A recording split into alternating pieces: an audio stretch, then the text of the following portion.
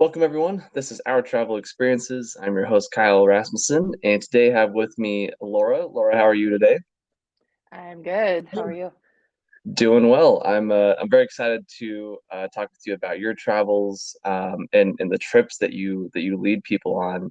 I was looking through your website before jumping on here, and looks like you have some amazing trips coming up. So I'm excited to hear a little bit about those. Yeah, I'm excited to share. Awesome. So, just kind of start, give us a little background on kind of how you fell in love with travel and how you started in this industry of designing and leading people on group trips. Yeah, I mean, I always traveled as a kid. I was, fortunate to have parents that traveled, and so I started traveling when I was really young. I started speaking Spanish or learning Spanish when I was 11, and that's something I continued throughout high school and college. I ended up with a Spanish degree, so I think that has really been the backbone of my interest in travel. I studied abroad in Spain in college, and then after I was graduated from college, I went back to Spain and got my TOEFL to teach English as a second language. And so I think through that, like I really learned a lot more about other cultures, and that just kind of continued to fuel my interest. But I just did travel for fun, like most people do.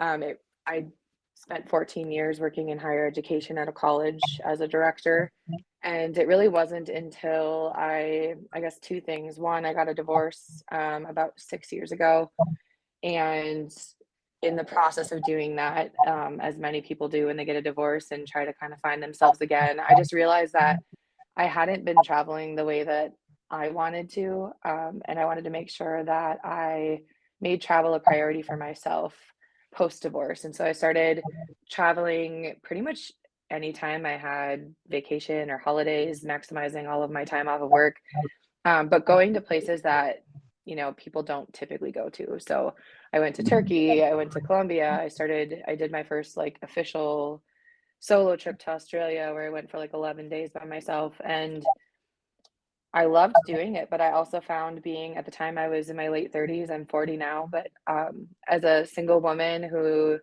doesn't have a partner and I don't have kids, like it was really hard to find people to travel with me. I didn't Mhm. really, I was happy I did the solo trip, but it wasn't my favorite way to travel. And so I was happy I did it. I think everyone should experience solo travel, but I found it to be also be really, really lonely to be by myself. And so, I wanted to find more people to travel with, but it was just such a struggle to find, friends that could get the same time off of work, who could afford it, who were willing to leave their partner or their children behind. And so it really wasn't until COVID happened when I couldn't travel at all. And travel was kind of taken away from all of us, that I realized like how important it was to me. And I did a trip to Colombia during the pandemic. Once things started to kind of clear up and vaccines were available, I started traveling as much as I could. And I realized that there was kind of something more to like what I was doing, and that other people could benefit from the same things that I was looking for, which is really like authentic, intentional travel to places that maybe aren't as popular, and also, having it done for you and having people to travel with, especially as a woman.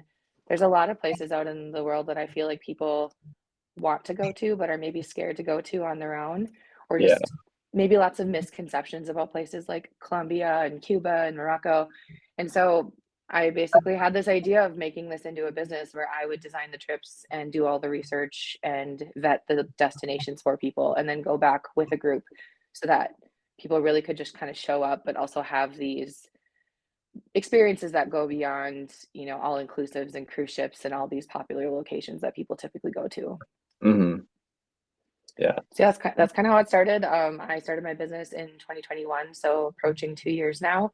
I initially wasn't planning to do it full time. I was just going to kind of try to keep my regular job and do this on the side. And I very quickly realized that it was kind of a one or the other ordeal. And so I quit my job in October of 2021. And my first group trip was like a week later to Mexico City. I Oh, had four women on it.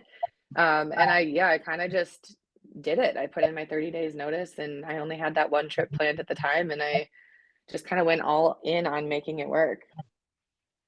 What was it like finally taking that leap and going with this travel dream full time? I mean, it was exciting, but also terrifying. It's Yeah. probably the most terrifying decision I have ever made to, I mean, I literally remember like it took me probably 2 hours to send my resignation email. I was like sitting in my office at night with my hand like literally hovering over the send button because I was just terrified to make that it's like I knew I wanted to do it, but I didn't want to actually like pull the trigger on it. But once I did, once the decision was kind of made, it was a sense of relief. It was not an easy decision and it wasn't an easy start and it's still a challenge, but definitely have come a long way in the last, year and a half, 2 years. Yeah. How many trips do you typically lead per year, or have you so far? That continues to increase, but I would say right now I probably have like 7 to 8 a year. It just kind of depends. It's continuing to grow as my business grows and as I add on more people to help me. I'm looking to hire some trip leaders so that we can do more of them, but I would say about 8 a year. Okay. Yeah. What was it like that first trip, and compared to maybe the last one that you've done, the most recent one? Yeah, I mean, so for comparison, my first trip was to Mexico City for Day of the Dead. I had 4 women on it. They were all my friends. They didn't know each other, but I knew all of them. And the trip itself, I would say, is for the most part the same as it was in the beginning. This October, I'll be going back for the third time with my groups. So, it continues to get better every time because we refine things and tweak things and change them. But my first trip was 4 people, and I struggled to find those four. I wanted to have 10, and I could only find four, and I felt like a failure to be honest, because everyone has this idea when you start a business that you're just gonna immediately be successful, and that's just not really realistic. So I would say Yeah. I had maybe some unrealistic expectations of how things would start. And so the second time I launched my Mexico City trip, though, it filled up within, I would say, a month, and I had 14 people on it. It sold out pretty quickly, and Wow. now that trip sells out like again, like pretty much right away. I don't really have any issues finding people to go on it. It's one that there's usually a wait list for now, and it always sells out. So Wow. it kind of just shows like how things start and the progression. Like I think people often see someone else's success and they think that it just happened super easily and overnight, and that's just not the case for me. My first Yeah. Mexico City trip was 4 people. My second one was Turkey, and that was 6 people. My third one was Vancouver, Canada, and that was 8 people. And then my next one was Colombia, and that was 10 people. And then came full circle a year later to Mexico City, and that was 14. And so it really has taken time. It took a whole year for me to be able to like fully sell out a trip and have like a full trip. Um, Hmm. and and sometimes I still don't have full trips, but usually at this point they sell out fairly quickly. I know my Morocco trip I just um, opened up for April of 2024, it filled before I could even launch it. So Wow. people who are on my wait list are probably like, what happened to that trip? I'm looking to open a second one because I had so many people contact me, like just offering to like put down deposits to book it before it ever even opened. So some trips are definitely in higher demand and more popular than others. Yeah, that's amazing. What a journey. And I mean, it's got to feel good now having it sold out before you even put it up there.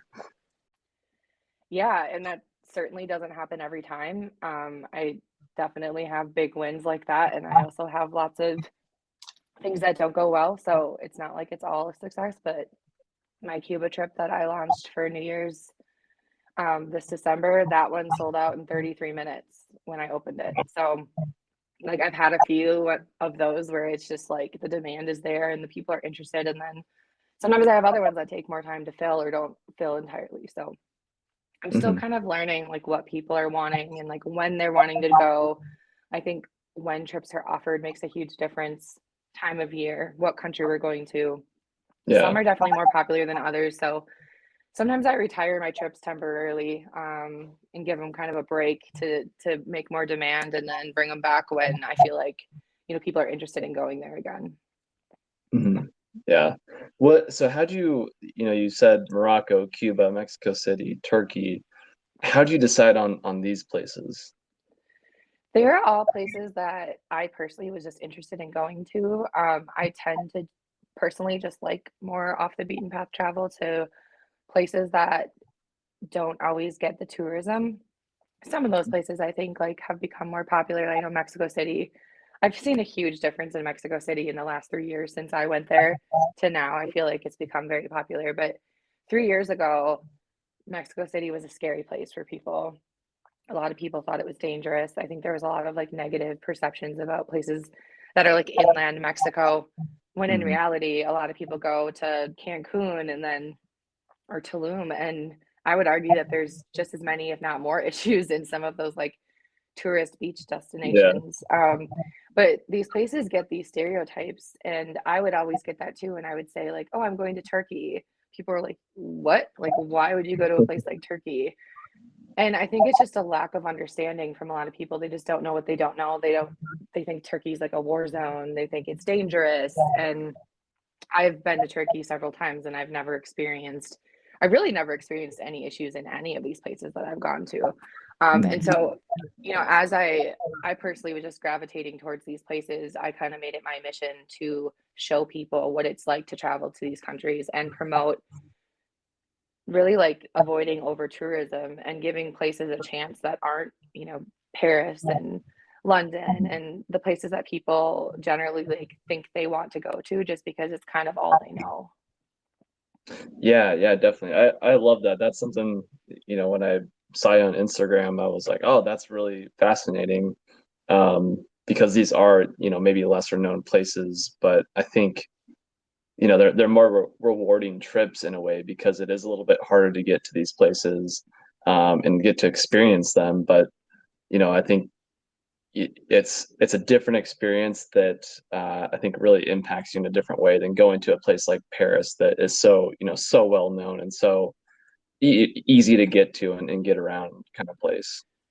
Yeah, and I think I'm really all about like avoiding over tourism and giving back to places that really need tourism and making sure that your tourism dollars are going to the places that you are visiting. And I was just talking to somebody about this earlier today that when I traveled during the pandemic, a lot of people thought you couldn't travel at all, but as things started to open up, like you still could travel. And I always felt like I was the only person in these countries. Like I go to Colombia and there were no Americans, nobody speaking English.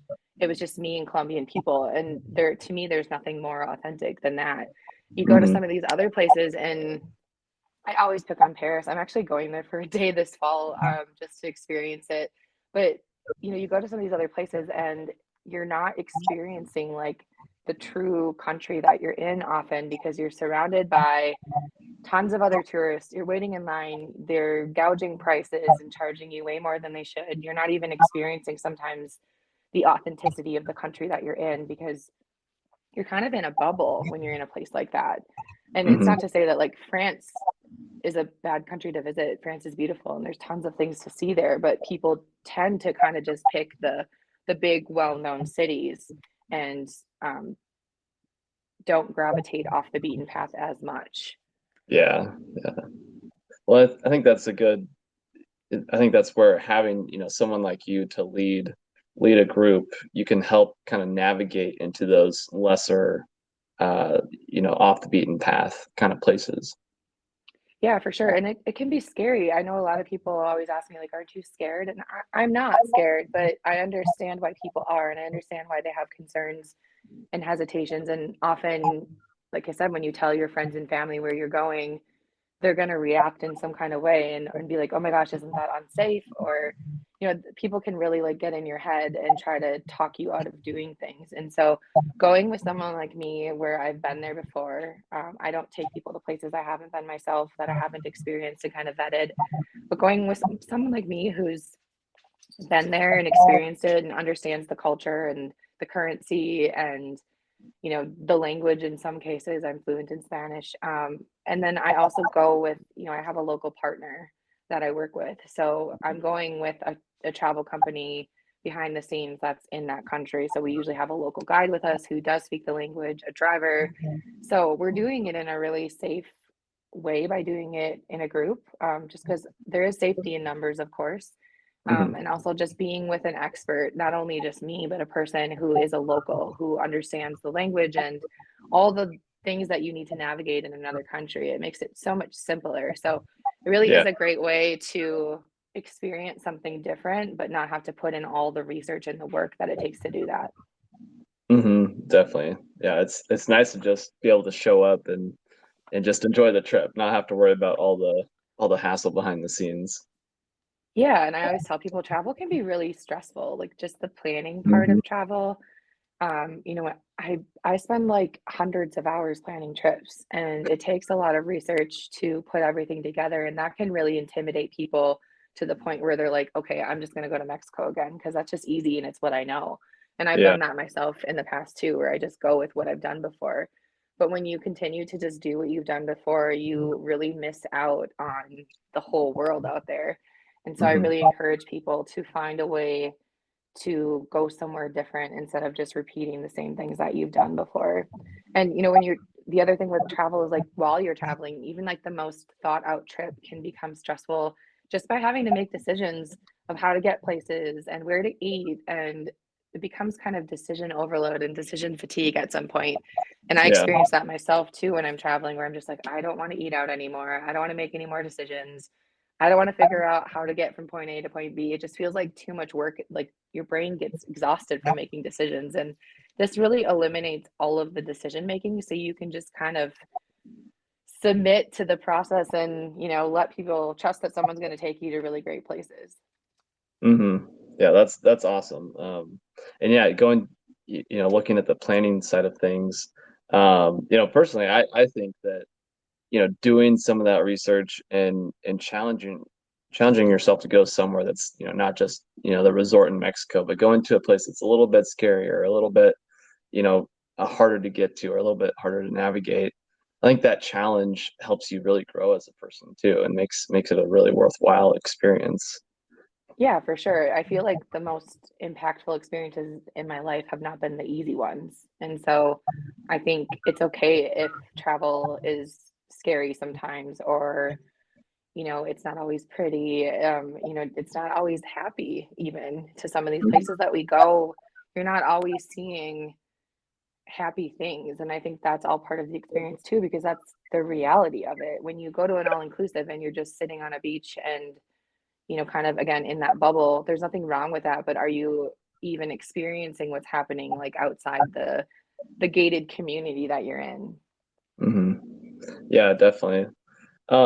So what is it like? I mean, I gotta imagine the logistics of planning a group trip, of designing it, of getting, 14 people together on a trip and making sure they get home safe kind of thing. I imagine it's a lot of work.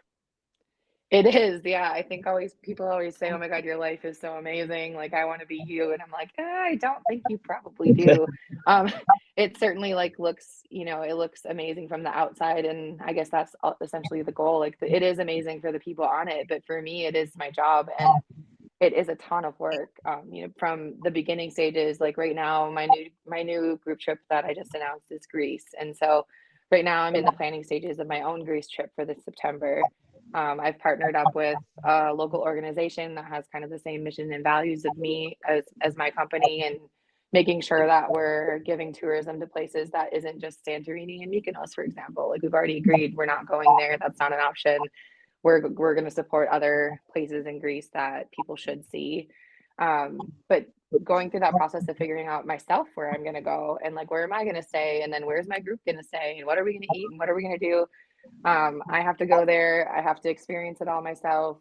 Go there to get content and photos and videos, so then I can come back and market it to people and sell it, and then people book the trip, and then it's preparing them for their own trip. So making sure they know like how to get flights and how to get there on time. And then, making payments along the way. I'm following up with every single person when they have questions. So I'm kind of in constant communication with all of the people on my groups. Mhm. And then about a month before the trip starts, we do an orientation call on Zoom where everybody gets to meet each other. I go through an orientation packet and kind of give them like the whole overview of the trip, give them like safety tips for the country we're visiting, tell them about like currency and what to pack and really like over preparing them for everything that they might experience on these trips. And that can be more challenging for some countries versus others. Like, for example, Cuba takes a lot more preparation for people because it's not a typical place to travel, and there's just a lot more logistics and things that people need to understand. Like, you can't buy anything in Cuba, so you need to bring everything you need. I was just in Cuba in March, and one of the guys I was with was, I think he brought forgot to bring deodorant, and he kind of just assumed that when he got there he'd be able to buy some, which is a very normal thought anywhere else in the world, but in Cuba, like, that's not an option. Hmm. So people need to understand they can't use credit cards in Cuba. You can't take money out of an ATM. So you need to come there with all the cash you need, because if you don't, you run out of money, like, you really have no option.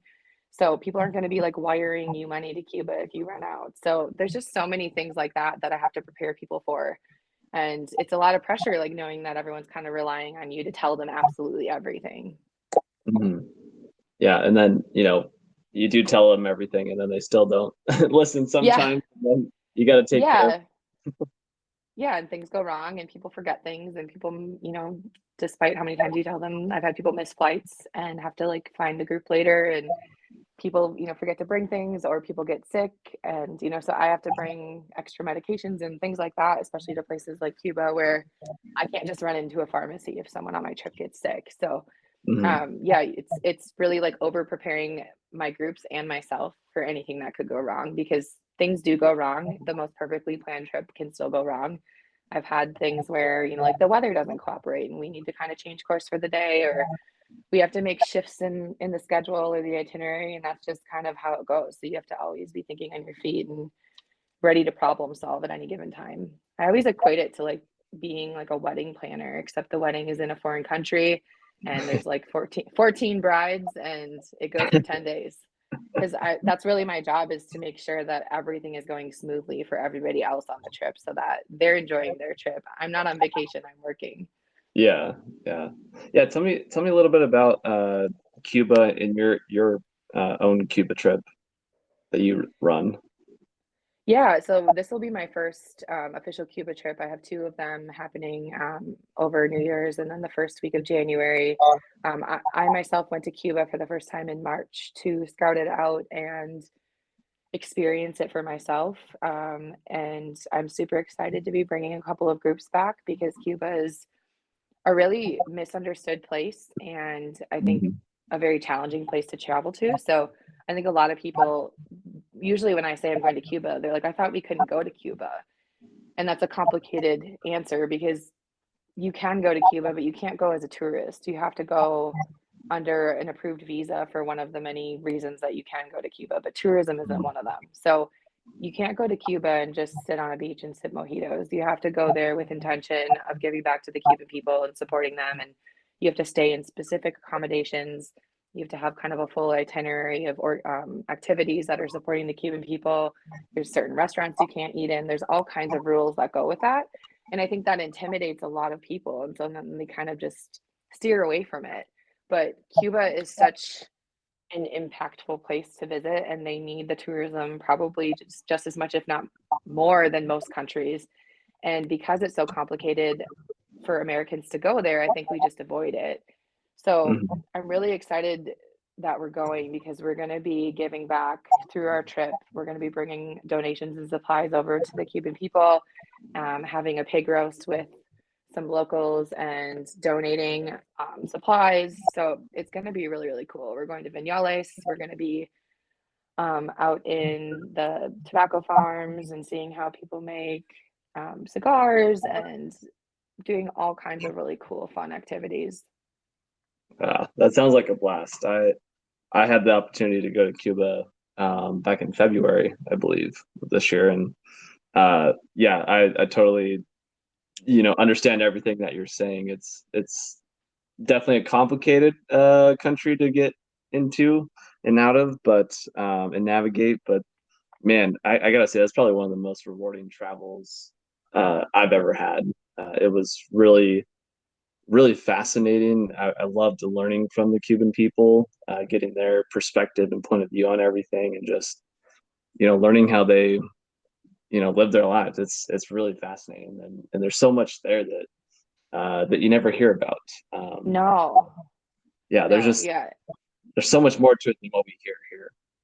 for sure. And I don't think, I mean, I understood to an extent the dynamic of Cuba and the United States, but I learned so much more being there, like you said, and hearing their side of it and their experiences, because we really are so shielded from what's happening in Cuba because of the embargo with the United States and just the dynamics between our two countries. And one example I always give is like when like last fall we had Hurricane Ian hit the East Coast of the United States, and I was traveling at the time actually and was on my way to a music festival that got canceled. And so I was kind of in the hurricane, not in the bad parts of Florida, but I was still close enough to it that I experienced it weather wise and had my whole trip canceled. But all we heard about was Florida. Everything was about Florida. And don't get me wrong, like Florida got devastated and it's super tragic, but Cuba got devastated too. And when I got to Cuba, I remember looking across the street and I was like, why does that house not have a roof? And they were like, well, that's from the hurricane. And I was like, what hurricane? And they're like, Hurricane Ian. And then I was kind of like, oh, duh. Like, obviously, Cuba is so close to Florida. Why would it have not hit Cuba? But that was never on TV. You never heard it in the news. Nobody talked about the devastating impacts of Cuba. It was all about what happened in Florida. And Mhm. in Florida, like, they'll be able to recover. Some of these people in Cuba will never recover, or their houses won't have a roof on it for 10 years potentially while they wait to get somebody to come and fix it. So they Yeah. have like plastic, they have plastic over the top of their roof while they wait. And I was told it could take like 5 to 10 years before they get it replaced because they're just waiting one by one for the government to come around and fix it for them. So I don't know. It's just very eye opening to think like I thought I knew to an extent, and I feel like I knew very little until I was actually there and experiencing it for myself. Mhm. Yeah, I think that's one reason why people should travel.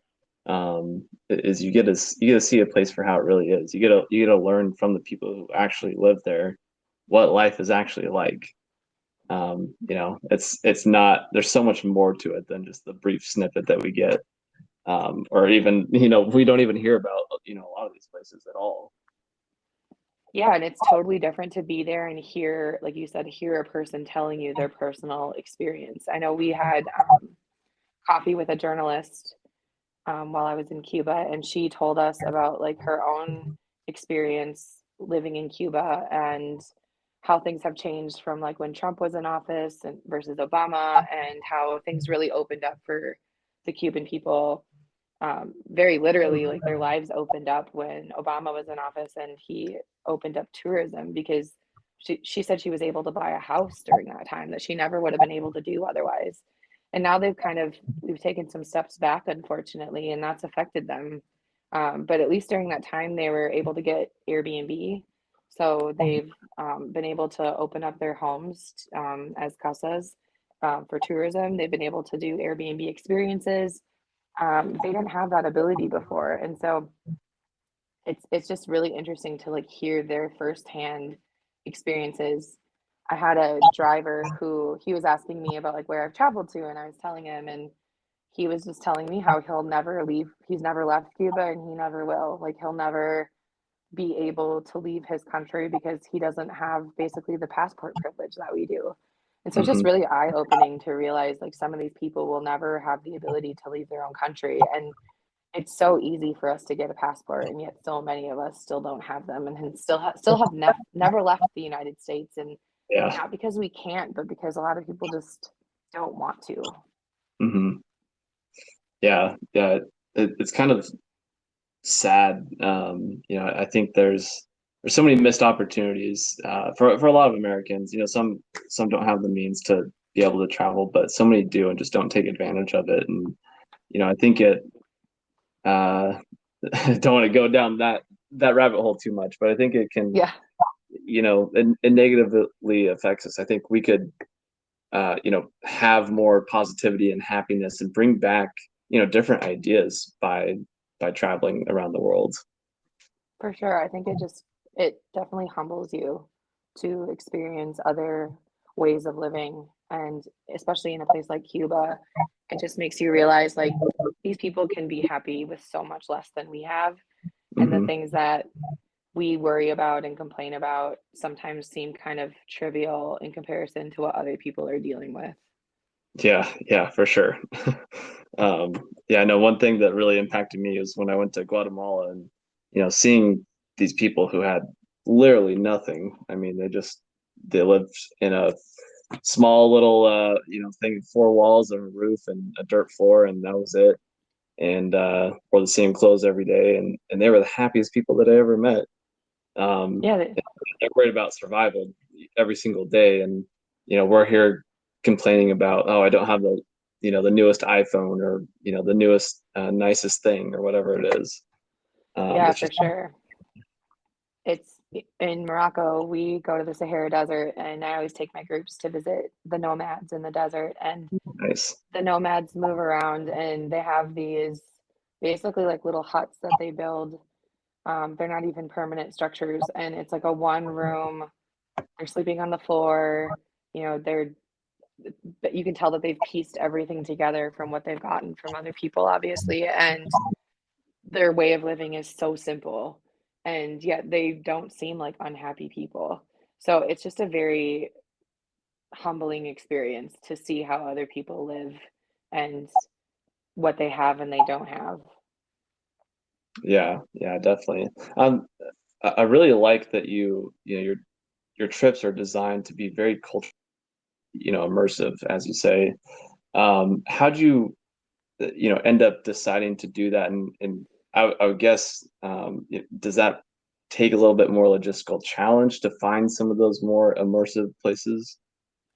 Yeah, it's definitely harder. Like I said, it's something I always did personally when I would do my own trips. I would always make sure that I'm doing it's just what I prefer to do. When I went to Turkey before I ever had a travel company, I went to like a Turkish family's home and I cooked dinner with them. And those are just things that I like naturally wanted to do. And I found those experiences to be the most rewarding versus, going on like a city tour, which I'm not saying you shouldn't do those things, but I just don't feel like looking at sites and monuments has the same type of impact as cooking a meal with Turkish people and learning about their ways of living and just like learning how they cook and experiencing a meal with them. Like it's just Yeah. such a different type of experience. And so I wanted to make sure that my groups could do that too. And that is hard because, it's hard to bring 12 people into somebody's home. That's not always possible. But like, for example, in Morocco, we had a meal at a Moroccan family's home. They cooked a meal for us. My group got to talk to them about their lives, got to learn about their food.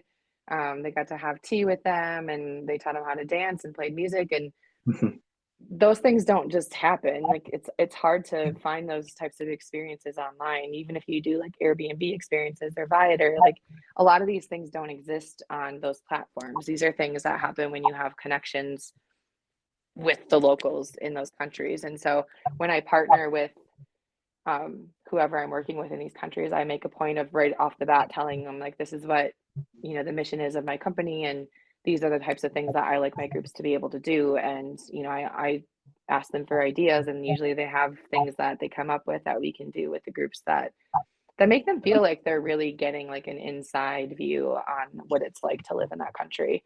Otherwise, I Mm. feel like it's so easy to skim the surface when you visit some of these places and just kind of go to the tourist stops because that's what you find when you Google.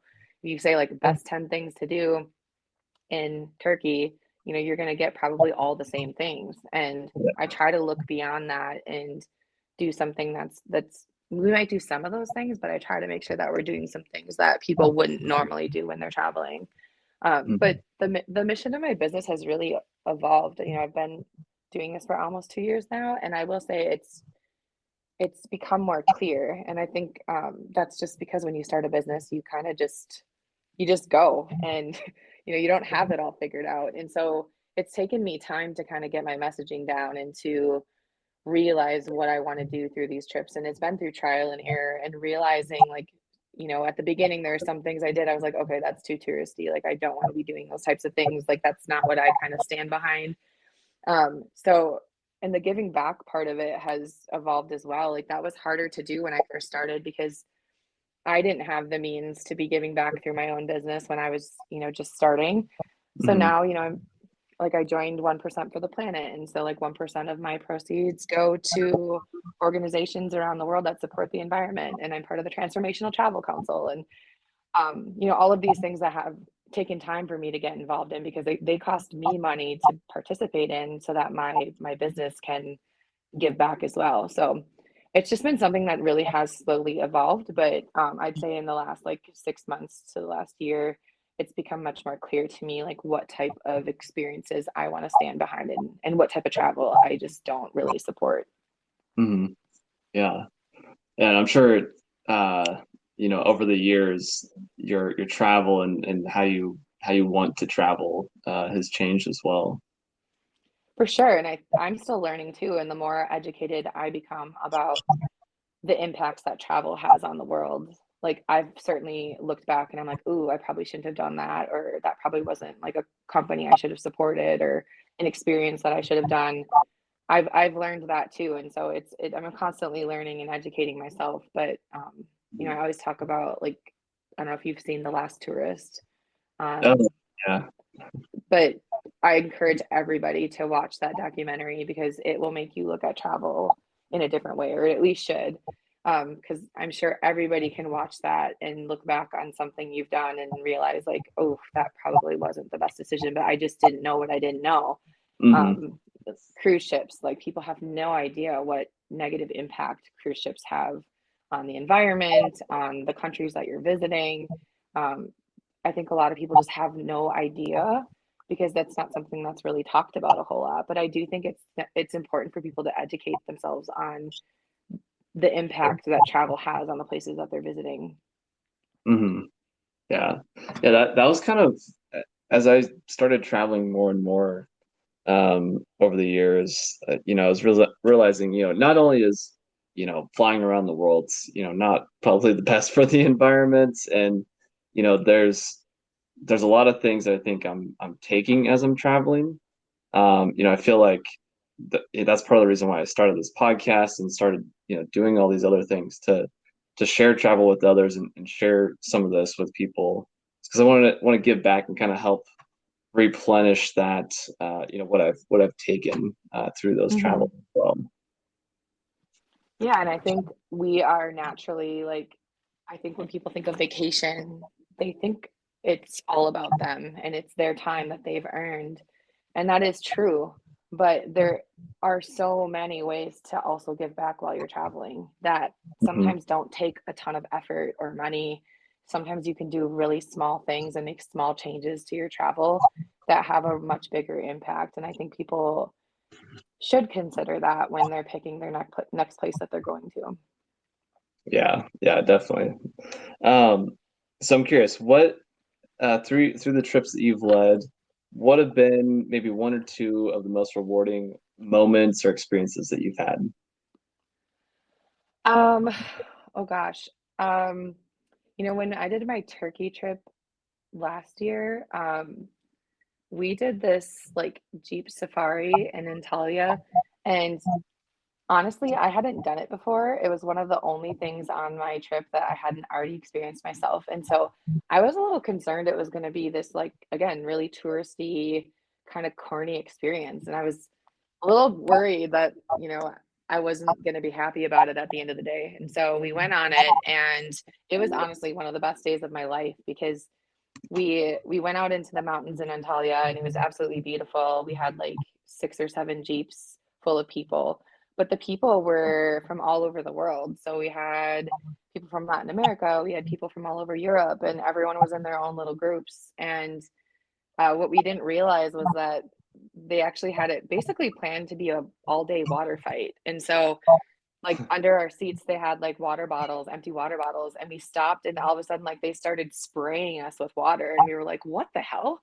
Because we thought we were just like out on a Jeep safari. And then like little did we know, like they have all these stops built in where you go out and you fill up your water bottles, and we basically just started like throwing water at strangers, which sounds kind of crazy. But we got to know like all these people from all over the world. We had like I can't even remember what countries, but there was like countries from the Middle East. It was like people you never would have expected to be like chucking water at you.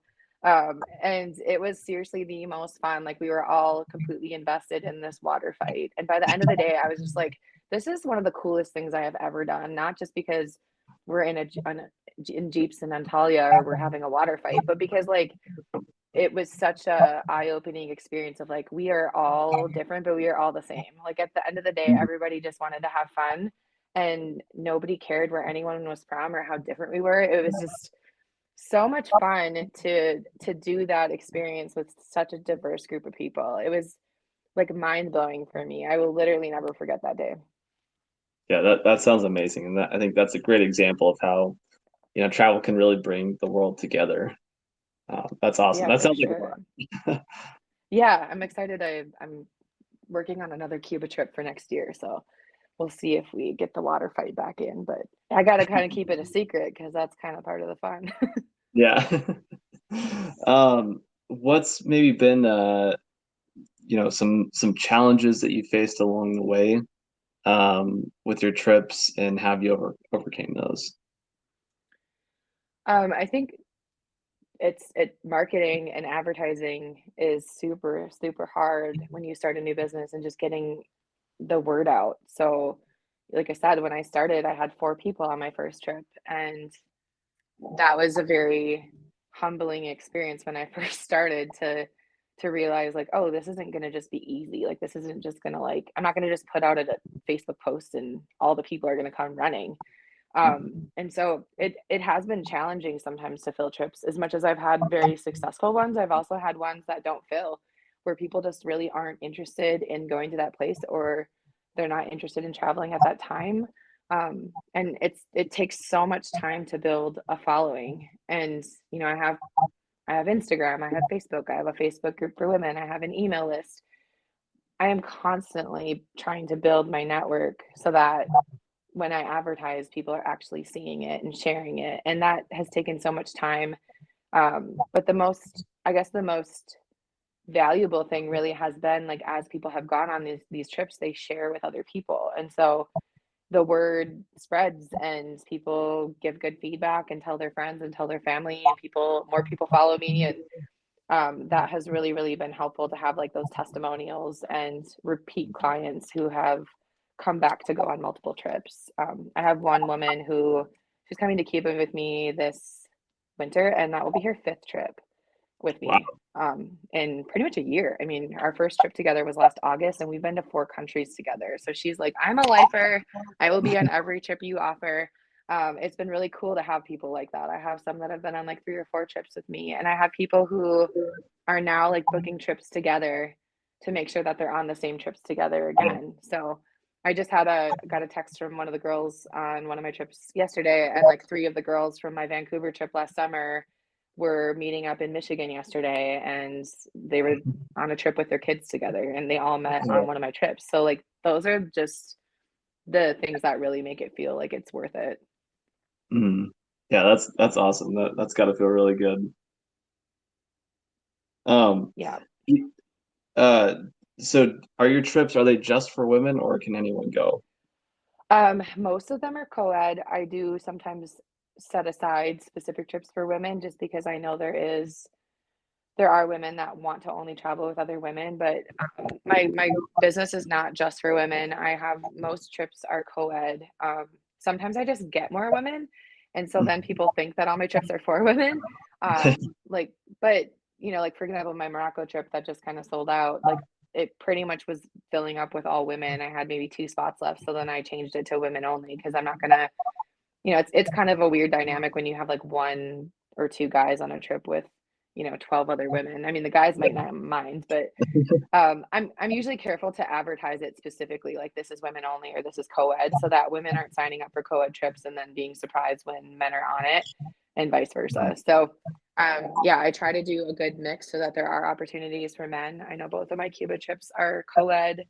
My Morocco trip, like I said, I have one women only, and I'm probably going to open a second one that will be co-ed. So it just kind of depends, but I definitely encourage men to travel, and I've had plenty of men on my trips, and I personally like having both genders. I think it offers a good, diversity.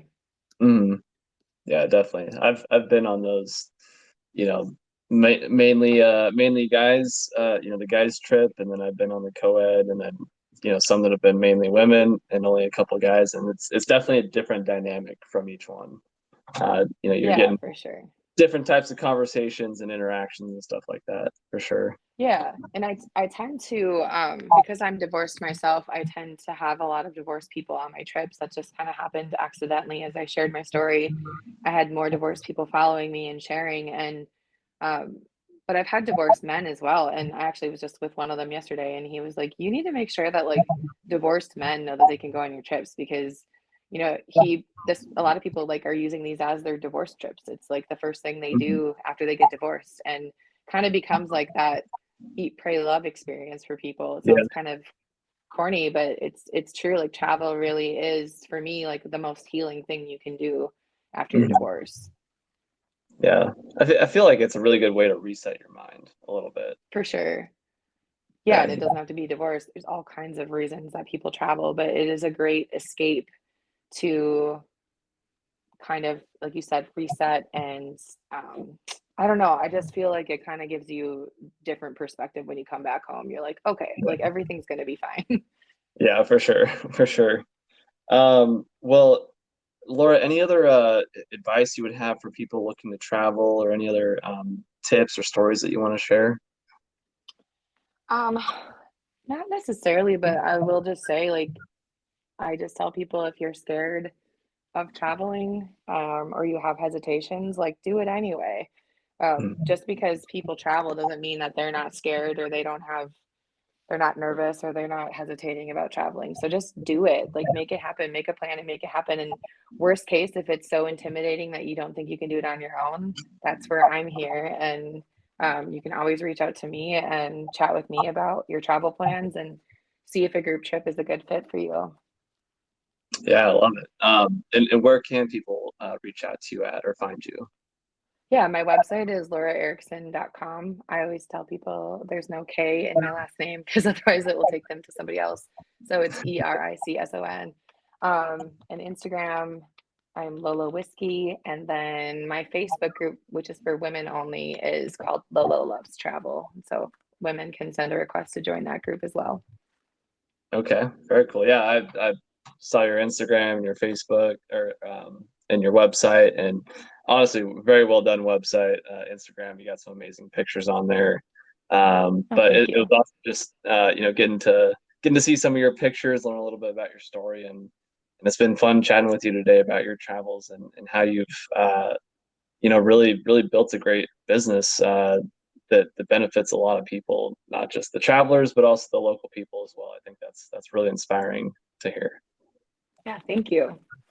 Um, well, awesome, Laura. Thanks again for your time, and I look forward to seeing you somewhere around the world soon. Yeah, thanks, Kyle. Have a good one. You too. Bye. Bye.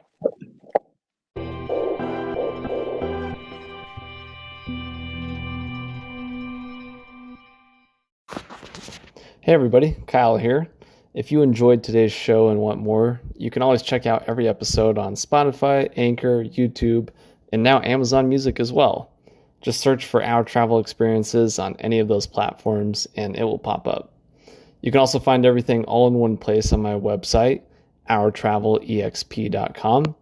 And if you want to see my travel pictures as well as travel pictures from guests on the show, you can check them out on Instagram. The page is called Our Travel Experiences Podcast. And if you want to share your own pictures on the Instagram page or be a guest on the podcast, you can message me via that Instagram page or email me at ourtravelexperiences@outlook.com. I would love to see your pictures and hear about your travel experiences, so please send them my way. And if that isn't enough for you, make sure to check out my weekly YouTube show, From Around the World Fridays. Every Friday, I'm taking 5 to 10 minutes to answer questions from listeners, share some souvenirs that I bought over the years, share my postcards over the years that I've accumulated, or share videos and pictures from one particular city or country that I visited, and so much more. So check it out, guys. You won't be disappointed. And make sure you go subscribe to that as well. Thanks again for listening, and I'll see you somewhere around the world soon.